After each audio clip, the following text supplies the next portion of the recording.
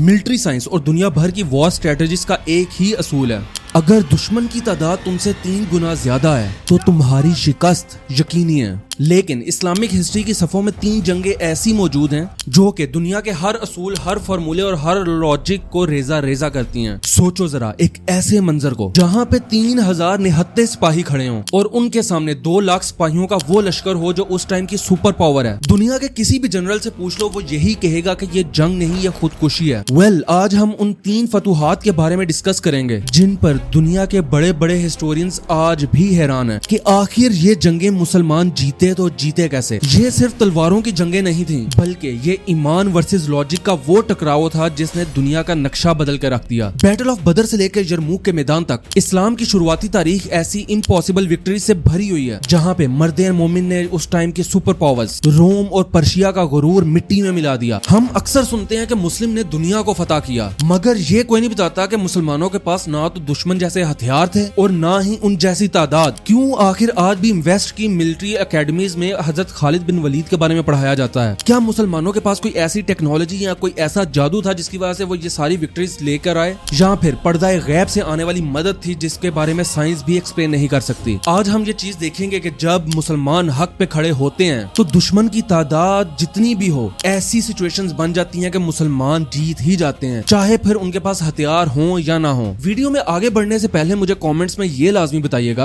आपके ख्याल में किसी भी मुश्किल जंग को जीतने के लिए सबसे ज्यादा इंपॉर्टेंट चीज क्या है? बेहतरीन हथियार, या फिर लोगों की तादाद, या फिर वो जज्बा जो नामुमकिन को मुमकिन कर दे? आप अपनी राय नीचे कमेंट में लाजमी लिखिएगा। इस्लामिक हिस्ट्री की सबसे पहली और बड़ी जंग, जंगे बदर, एक्चुअल में मिलिट्री साइंस के मुंह के ऊपर एक तमाचा थी। जरा एक लम्हे के लिए सोच के देखें कि एक तरफ 1000 वेल आर्म्ड सिपाही हों जिनके पास बेहतरीन घोड़े और उस टाइम के सबसे लेटेस्ट हथियार हों, और दूसरी तरफ 313 लोग जो कि निहत्ते, जिनके पास हथियार भी पूरे नहीं थे, ऐसे लोग जिनके पास तलवारें तक नहीं थी और ना ही दुश्मन जैसा डिफेंस सिस्टम था। साइकोलॉजी के लिहाज से देखा जाए तो ये एक ऐसी जंग थी जिसमें डेफिनेटली मुसलमानों का हारना बनता था। लेकिन जब दुश्मन ने ये चीज देखी कि ये सिर्फ 313 लोग 1000 के लश्कर से लड़ने आ रहे हैं और इनके दिल में मौत का डर भी नहीं है, ये खुद आके मौत को गले लगाने के लिए तैयार हैं, ये चीज देख के दुश्मन के दिलों में एक ऐसी हैबत बैठ गई जिसने उन लोगों की गिनती को बेमानी कर दिया। बदर की जीत सिर्फ जज्बात की जीत नहीं थी, बल्कि बेहतरीन टैक्टिकल पोजीशनिंग की भी मिसाल थी। नबी करीम सल्लल्लाहु अलैहि वसल्लम ने कुओं के ऊपर कब्जा करके दुश्मन को प्यास से निढाल कर दिया और उनको थकन के जाल में फंसा दिया। साइंस आज हमें ये चीज बताती है कि रेतली इलाकों में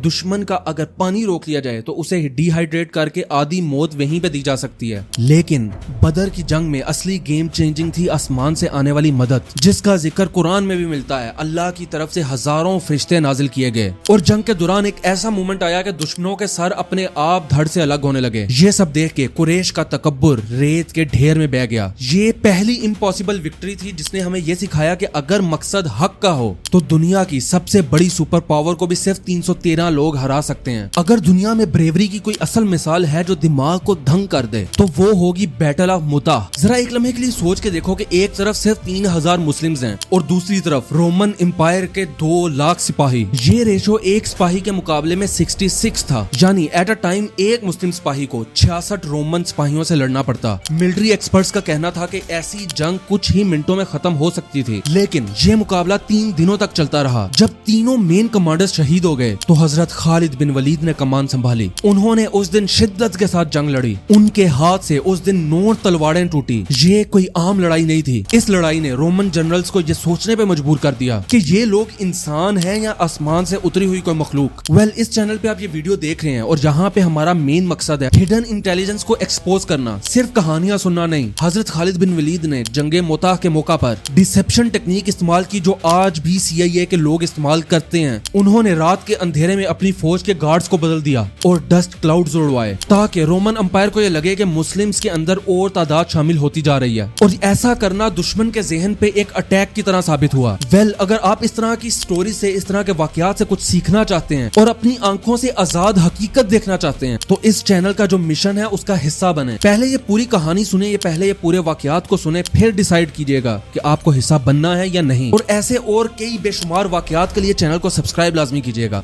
حضرت خالد بن ولید کی اسٹریٹجی نے دشمن کے ذہن پہ ایسا پریشر ڈالا کہ ان کی تعداد 2 لاکھ ہونے کے باوجود بھی ان کے اندر اتنی ہمت نہیں تھی کہ وہ مسلمانوں کو پیچھے کر سکیں۔ اگر بیٹل آف متا نے رومن کو ڈرایا تھا تو بیٹل آف یرموک نے ان کا وجود ہی ہلا کر رکھ دیا۔ سوچو، ایک طرف رومن امپائر کی سب سے مضبوط اور بہترین آرمی جس کی تعداد تقریباً 1.5 سے 2 لاکھ تھی، اور دوسری طرف جنگ یرموک کے موقع پر صرف 40,000 مسلمان، جن میں سے اکثر کے پاس نہ تو ٹھیک سے تلوار تھی اور نہ ہی ڈھال، اور نہ ہی ان کی باڈی کے اوپر کوئی آرمر تھا۔ رومن امپیریل ہرکولس نے اپنے سپاہیوں کو زنجیروں سے باندھ دیا تھا تاکہ وہ مسلمانوں سے ڈر کے جنگ سے بھاگ نہ جائیں، لیکن اس کو یہ نہیں معلوم تھا کہ حضرت خالد بن ولید کا تیز رفتار دستہ ان کی طرف تیزی سے بڑھتا جا رہا ہے اور اس سے بچنا ناممکن ہے۔ یہ جنگ 6 دنوں تک مسلسل چلتی رہی، جہاں پہ ہر گزرتا ہوا لمحہ مسلمز کے لیے ڈو اور ڈائی کی جا رہا تھا، مگر یہاں پہ بھی مرد مومن نے یہ چیز دکھائی کہ جب آپ کا جذبہ شہادت کا ہو اور آپ پراپر اسٹریٹجی کے ساتھ کام کرو تو دنیا کی کوئی بھی طاقت آپ کو روک نہیں سکتی۔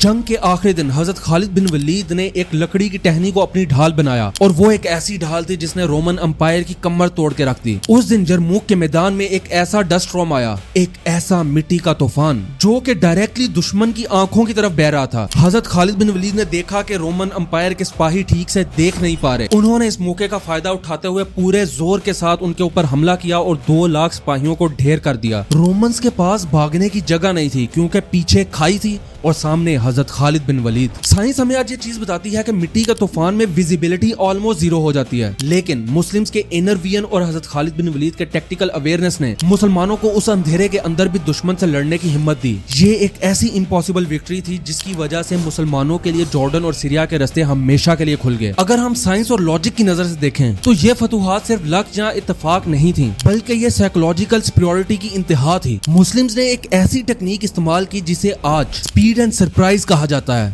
دشمن کی آرمی ہمیشہ ہر جنگ میں اپنے ہتھیاروں اور اپنے گھوڑوں پہ ڈیپینڈ کرتی رہی، اور دوسری طرف مسلم لشکر صرف اپنے جذبے اور اپنی شہادت کی تمنا کے اوپر۔ یہ لوگ صحراؤں کو رستے کی طرح استعمال کرتے تھے جہاں پہ دشمن کی آرمی تھک کے دم توڑ جاتی تھی۔ سائیکالوجی ہمیں یہ چیز بتاتی ہے کہ جب دشمن کو اس چیز کا اندازہ ہو جائے کہ سامنے والا موت سے نہیں ڈرتا، ایسے میں دشمن کی ڈیسیژن میکنگ ابیلٹی تقریباً ختم ہو جاتی ہے۔ یہی وجہ تھی کہ حضرت خالد بن ولید ہمیشہ دشمن کے ذہن کے اوپر حملہ کرتے تھے۔ ان کا ذہن کمزور کرنے کے بعد پھر اس کے جسم پہ وار کیا جاتا تھا۔ انہوں نے ڈر کو ایک ہتھیار بنا کے یوز کیا، جس کی وجہ سے روم اور پرشیا جیسی عظیم سپر پاورز ڈھیر ہو گئی۔ ان فتوحات کا ایک اور بڑا راز تحمل اور صبر بھی تھا۔ یرموک ہو یا بدر، مسلمز نے کبھی بھی پہلے حملہ نہیں کیا، ہمیشہ مسلمان دشمن کو تھکنے کا موقع دیتے اور اس ایک کریٹیکل مومنٹ کا ویٹ کرتے جب انہیں سمجھ آ جاتی کہ اب دشمن تھک کے بیٹھ چکا ہے۔ رومن امپائر ہو یا پرشیا کی امپائر ہو، ہر ایک نے اپنی طاقت کے اوپر ہی بھروسہ کیا، لیکن دوسری طرف مسلم ہمیشہ ڈیٹا ڈریون رہے۔ وہ دشمن کی ہر حرکت کو آبزرو کرتے رہے۔ یہ ڈیپ انٹیلیجنس اور ایمانی قوت تھی۔